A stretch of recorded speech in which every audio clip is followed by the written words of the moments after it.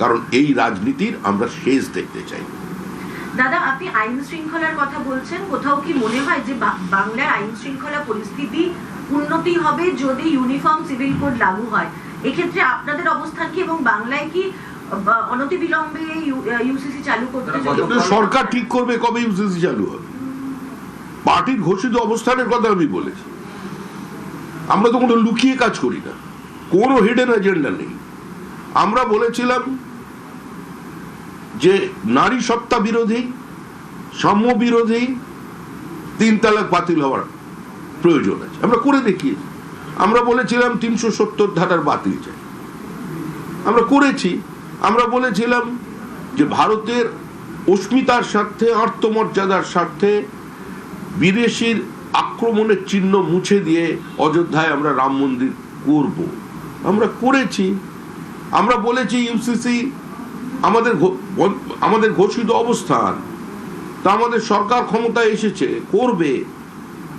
আজকে জনজাতি, আদিবাসী, তাদের রক্ষা করার দায়িত্ব, তাদের সংখ্যা কমছে, অনেক ভালনারেবল কমিউনিটি আছেন, তাদের জন্য প্রধানমন্ত্রী বিশেষ প্রকল্প নিয়ে এসেছিলেন, পিএম জনমন, এবং রাষ্ট্রপতির অনুরোধ করেছিলেন, তাকে পর্যন্ত পশ্চিমবঙ্গে কার্যকর করতে দেওয়া হয়নি।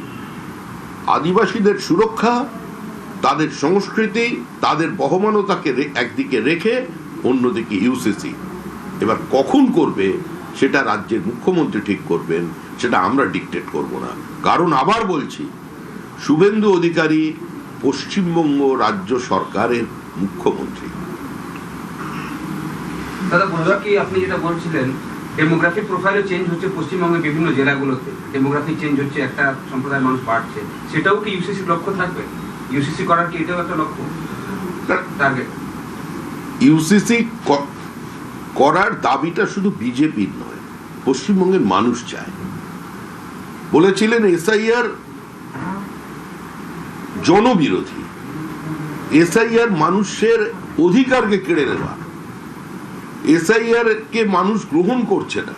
কিন্তু মানুষ যে এসআইআর এর পক্ষে ছিলেন নির্বাচনে, তো সেটাই মানুষ তাদের ম্যান্ডেট দিয়ে জানিয়ে দিলেন।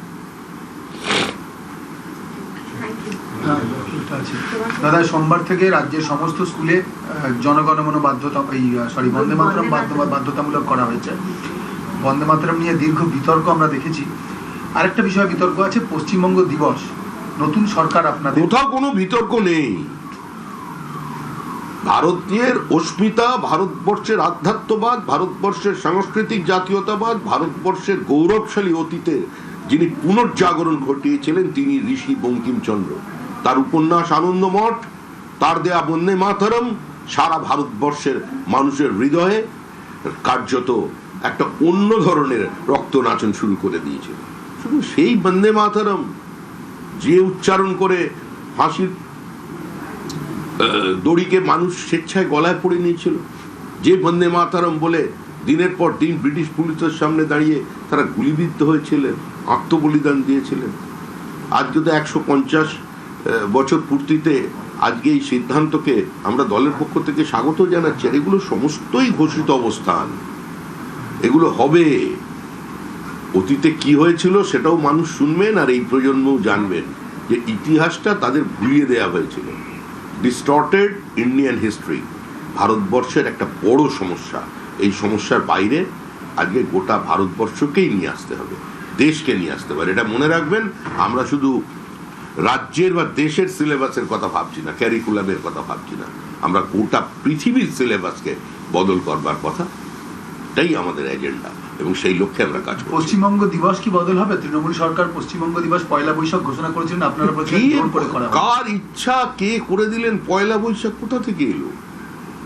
পশ্চিমবঙ্গের জন্ম কবে হয়েছে? 1947 সালের 20 জুন। শ্যামাপ্রসাদ মুখার্জি, মেঘনাথ শাহ, নামগুলো সব ভুলে গেছে মানুষ। রানী জ্যোতির্ময়ী, শিবেন্দু শেখর রায়, কংগ্রেসের সমস্ত হিন্দু বিধায়ক, এমনকি কমিউনিস্ট পার্টির জ্যোতি বসু, রতনলাল ব্রহ্মণ, তারা সেপারেট হিন্দু বাঙালির হোমল্যান্ডের জন্য প্রস্তাবের পক্ষে ভোট দিয়েছিলেন। জন্ম হয়েছিল সেদিন পশ্চিমবঙ্গের, সেটাই পশ্চিমবঙ্গের জন্মদিন। যারা এটাকে বিকৃত করতে চাইছিলেন, যারা এটাকে বয়কট করার কথা বলছিলেন, মানুষ আজকে তাদের বয়কট করে দিয়েছে। মানুষ আজকে তাদের বাড়িতে গিয়ে ডিজে বাজিয়ে দিয়েছে। দাদা, পূর্ণাঙ্গ মন্ত্রিসভা এবার 20শে জুনটা পালিত হবে। অবশ্যই হবে, প্রতিবারই আমরা করি, দল হিসেবে করি, এবার সরকার করবে। দাদা, পূর্ণাঙ্গ মন্ত্রিসভা কবে? ইতিমধ্যেই মাত্র 5 জন মন্ত্রী শপথ গ্রহণ করেছেন। পূর্ণাঙ্গ মন্ত্রিসভা কতদিনের মধ্যে হতে চলেছে? সেটা মুখ্যমন্ত্রীকে গিয়ে প্রশ্ন করুন। কারণ আবার বলছি, পশ্চিমবঙ্গ সরকার তৈরি হয়েছে, ঠিক সময়ে আমাদের মন্ত্রিসভা গঠন হয়ে যাবে। আপনারা এই নিয়ে চিন্তিত, এটাতেও আমার খুব ভালো লাগছে এবং আনন্দও পাচ্ছি যে আমাদের মন্ত্রিসভা গঠন হবে, এই জীবনে আমি দেখতে পেলাম, এবং সেটা নিয়ে আমাকে প্রশ্ন করছেন।